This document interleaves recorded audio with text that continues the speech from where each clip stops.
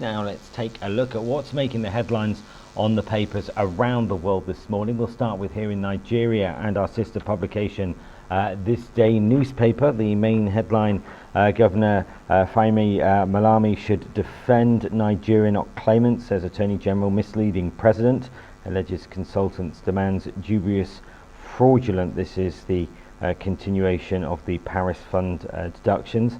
Also, police parade 14 suspects over invasion of Justice Delhi's residence. This Day disowns Stanley Nkozamas, say he left the company over 15 years ago. Buhari says the country has heavily invested in roads, rail, power, airports, and also there's a special report that 78% of girls in northern Nigeria marry before the age of 18. And moving on to Al Jazeera Nigeria, leading with the Paris Club refund story. It says rumble over $418 million. Malami says governors admitted liability. However, Governor Fayemi says court is the best way out. Multi-million-dollar consultancy is unacceptable, while the presidency stays mute on the stalemate. More headlines here on Al Jazeera Nigeria. Anambra and Diuba reject Soludo's victory in the Anambra governorship election. Well, the Nigerian Guardian reports on what it describes as the intrigues as police parade 14 alleged invaders of Odele's home, and that's the headline on the front page of the Guardian this morning. Another interesting story to look out for. 24 million people living with diabetes in Africa, says WHO and the International Diabetes Federation. On The Nation this morning, they're also talking about the Paris Club loan, with governors AGF Malami working for consultants. Also on the front page, though, Andy Uba rejects Anambra governorship results, and also Lagos and others to benefit from the UK's £27.5 million. That's The Nation this morning. And the Daily Telegraph on our international papers this morning, leading with the story, Russia may invade Ukraine, warns the US. As Washington tells its EU allies, tens of thousands of troops massed on the border. Also, more headlines on the Daily Telegraph, UK, French have surrendered to traffickers. Well, according to the Financial Times this morning, the passage of China's first historical resolution in 40 years, which will likely see President Xi stay in power for some 7 more years, is a move which is drawing comparison to Chairman Mao. And finally, The Guardian this morning, COP climate targets are too weak to avoid disaster. That's according to the Paris deal architects. Belarus threatens to cut off gas to Europe as the situation there continues to escalate. And also from medical science, paralyzed mice walk again after a single jab. And for the press review, let's bring in Emmanuel Bello, who's in our offsite studio this morning. Emmanuel, good morning. Good to have you again. Beginning with This Day newspaper and the rumble surrounding the Paris Club refund. This controversy is definitely going nowhere. As Governor Fayemi says, Malami should defend Nigeria and not claimants.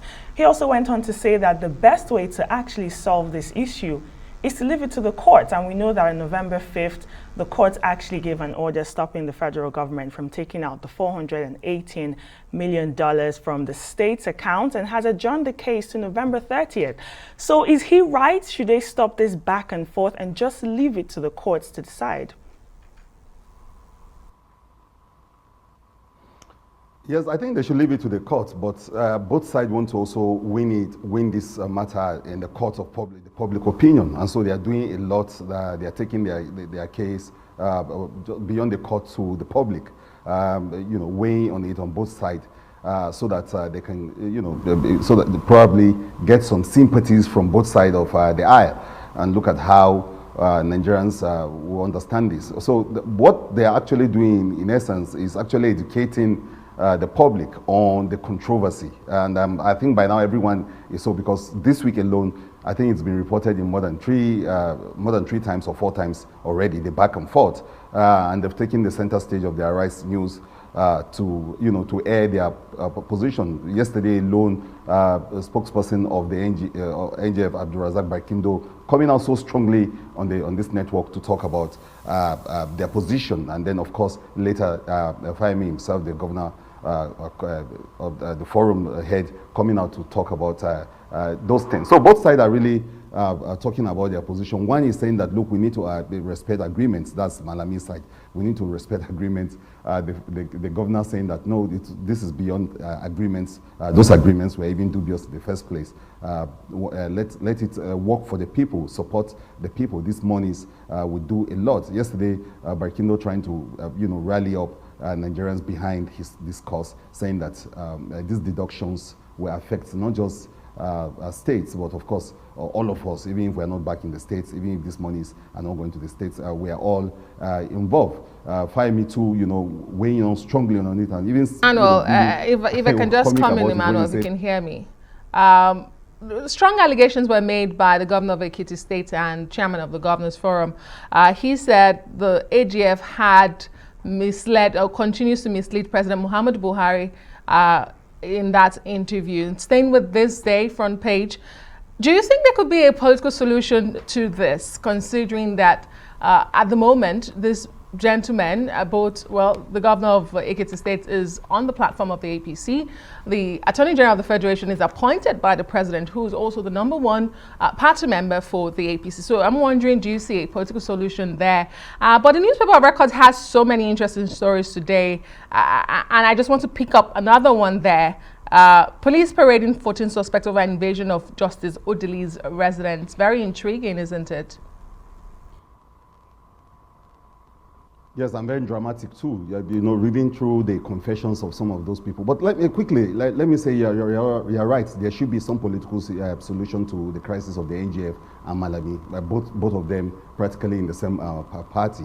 But they should find some middle ground. So this, yes, the Odili invasions are still, very much stories. We're still staying on the story. And yesterday, you had confession. Very terrible. If it were not for the seriousness of the matter, you will actually laugh at some of the confessions coming out, with a fake police officer claiming he works for Malami again in the story.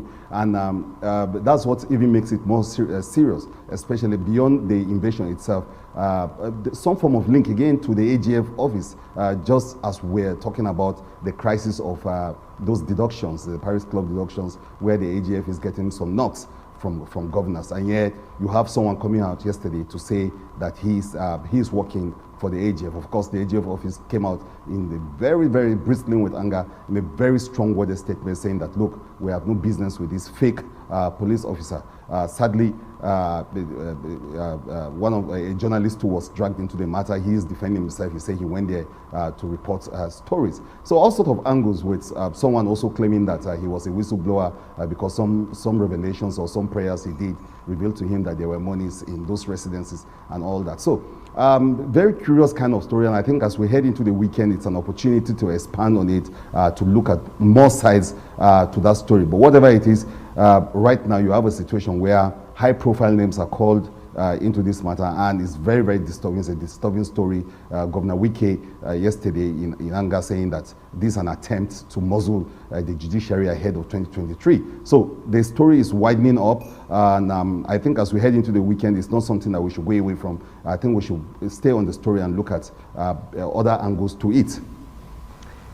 Emmanuel, there's one story that's on both this day and also The Nation this morning, and it's about Buhari talking about infrastructure for Nigeria. I mean, we've seen in the United States, they've just passed a major infrastructure bill, over $1 trillion. Buhari talking about roads, rail, airports, power, all will help the country.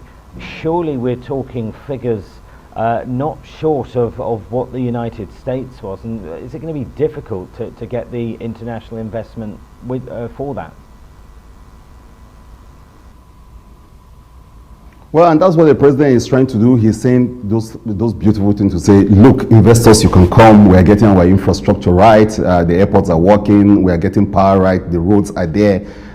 This is the president really doing a lot of that to say, look, investors can come here, and he's talking about what they are doing in that direction, the investment they are making in those kind of infrastructure, especially the ones that investors will be looking out for, the kind of enabling environment investors will be looking for. And he said something very profound. He said, if we can get our infrastructures right, the people can actually help themselves. So he is saying that, look, this is what the government is doing, and he's been on this trend for quite a while now, talking about what they're doing, investing in very big project roads. But again, when you go to the average Nigeria and they tell you the stories of roads in this country, you begin to wonder what is going on. But the president is now talking on the world stage, talking about some of the things that he's doing to attract investors, because these investments are badly needed. So yes, the president is doing what he's been doing for quite a while now. He's done that in Paris. I mean, he's done that in Riyadh. It's now in Paris doing the same thing, talking to investors, talking about businesses, and talking about how the environment is conducive for them investing in the country. Now, Emmanuel, Al Jazeera Nigeria is bringing back the Anambra governorship election and saying that Andy Uba, the candidate of the APC, is rejecting Soludo's victory. His spokesperson, his campaign spokesperson, is saying that the results does not reflect the wishes or the views of the Anambra people. And if he were to go to court with this, what would be his angle, and would it stick? I don't know if his angle will stick in court, but we're reporting the story, and we are looking at his concern. I mean, Andy Uba, through the national chairman of the party yesterday in the press conference, saying clearly that, look, these elections were rigged, and that it does not reflect the position of the people. And they seem to have very strong grounds to make this. For instance, he was saying that even the deputy governor of the governor there now defected to the APC. So he's just wondering that with all those defections, from APGA to APC, what could have gone wrong? Some people will say that, well, it is maybe something went wrong, and it's not about those defections. It's not about even what he's alleging. But those are the kind of strong things they are going to go to court with. They are going to say that, well, how come for a party that lost many of his members on the eve of the election, how come that party is still winning elections? So those are the kind of things that will take to the courts, and whether they are going to be successful there, it's up to the courts to determine. But for now, it's extraordinary that the APC seems to be the only party that is there saying that we are rejecting this result. Everyone seems to be excited about the victory of Soludo and saying it, and the congratulations, as we saw, were coming in. But Andy Uba sticking to his gun and saying that he's been rigged out, and that the sitting governor, played a very big role in muzzling the people to vote, and that these votes do not reflect the wishes of the people. Supporters of Soludo do not think so. They think that it was a great election, and that Soludo won.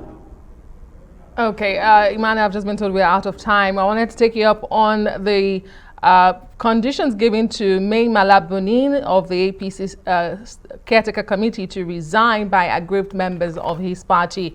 I wonder if that's a brewing crisis for the main or the ruling party in Nigeria. But thank you so much, Emmanuel Bello, for the press review this morning. As always, hopefully we'll see you tomorrow or on Monday. And thank you again.